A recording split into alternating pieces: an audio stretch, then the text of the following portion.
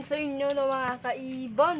So nandito naman tayo sa top ko. Gabing-gabi na. Ayun si Papa, nakita niyo naman. So magandang gabi sa inyo. So kung bakit nagbablog ako ngayon, may daw sila? Papa, may tumukod kasi gabi na. 6:30 ng gabi. 6:30 ng gabi.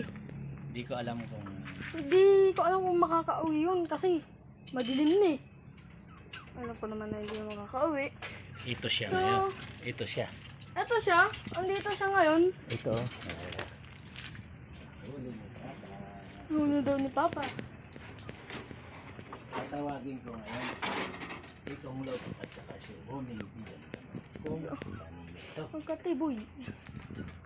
Ito. Ito. Nahuli namin. Tumukod. May-ari. Ito nga siya ng mga kaibon. Kapi na. Tumukod siya dito.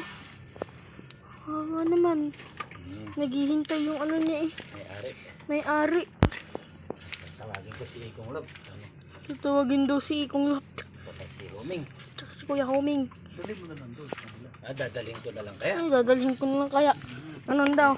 Sige, samahan natin. Sasama siya ng mga kaibon. Ayun yung mama kong maganda. Maganda. Blurred. Ayan o. Ayan. Oo. Oh, dilim. Go. Pero wala na yan. Sa cellphone ko madilim. Pero pag nasa yan, totoong buhay. Yan. Sobrang liwanag. Ayan siya. Umaandar pa din ako. O diba? Ayan yung kalapati.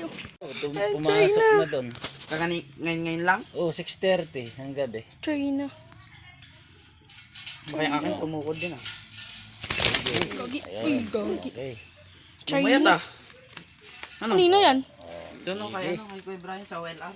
OLR. Sige. Tara. Uwi na tayo. Uwi na tayo.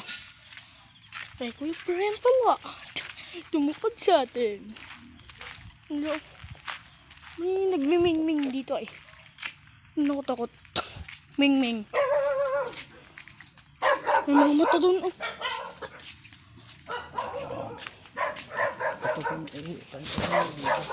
Ano? So yun na mga kaibon. Kay Kuya Brian pala yun. Tumukod lang sa atin. So ano naman tayo? So luluwas na naman kami. Nahatid ko si Kuya. Namin. Mag-apply ulit.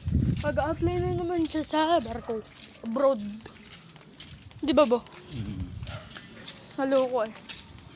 2 months already. Peace!